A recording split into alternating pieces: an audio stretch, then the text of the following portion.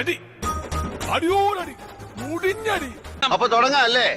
Duty ചെയ്യൂല എന്ന് പറഞ്ഞ് മാറുന്ന ഞാൻ അങ്ങനെ കൊടുക്കാൻ ഉദ്ദേശിച്ചിട്ടില്ല. എടാ ചന്ദ്ര, ഇവിടെ എന്തെല്ലാം കുഴപ്പങ്ങളാ നടക്കുന്നത്. ഫുഡ് തരാണ്ട് നിക്കലൊന്നും നടക്കൂല. എന്തായാലും നാളെ ചെയ്യുള്ളൂ. തന്റെ കേസിൽ നടപടി എടുക്കാൻ എനിക്കിപ്പോ മനസ്സില്ല. അങ്ങനെ പറയരുത് സാർ. ഞാൻ അങ്ങനെയേ പറയൂ. ഇന്ന് ചെയ്യണം. ഇത് ചെയ്യൂല. എന്താ കുറിപ്പിയേട്ട കാര്യം? ഇത് കുഴപ്പമാവുന്ന ലക്ഷണമാണല്ലോ. ഞാൻ ഞങ്ങള് ഫുഡ് ഉണ്ടാക്കി തന്നിട്ടില്ലല്ലോ. അതിനെന്തെങ്കിലും ഇത് പറയാനുണ്ടോ? തുടക്കത്തിൽ ഉടക്കാനാണ് ഭാവമെങ്കിൽ തന്റെ ഈ ക്ലോസറ്റ് കിടന്ന ബ്രഷ് പോലെ തലയുണ്ടല്ലോ പൊളിച്ചടിക്ക് പെട്ടിലാക്കി പാഴ്സലാക്കി കഴിഞ്ഞു. ഇത് കാണിച്ചെന്നെ വരട്ടാൻ നോക്ക. തല പോകുന്ന കാര്യമൊന്നുമല്ലല്ലോ. ഓ, തലയൊന്നും പോകുകയില്ല.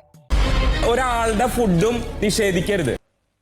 100% ഞാൻ യോജിക്കുന്നു. നിങ്ങൾ പറഞ്ഞ ജോലി ചെയ്യില്ല, ഞങ്ങൾ ഫുഡ് തരില്ല, അത്ര പറഞ്ഞോളൂ.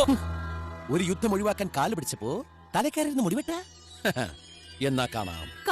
എന്റെ മുഖത്ത് നോക്കിട്ട് അങ്ങനെ പറഞ്ഞത്. അപ്പൊ എനിക്ക് കഴിക്കാൻ താല്പര്യമില്ല. ആര്യാ ഇതുവരെയുള്ള അനുഭവം വെച്ചിട്ട് പറയാ, ഈ വക കൂതറ കളി കളിക്കാൻ നിനക്കല്ലാതെ മറ്റാർക്കും സാധിക്കും.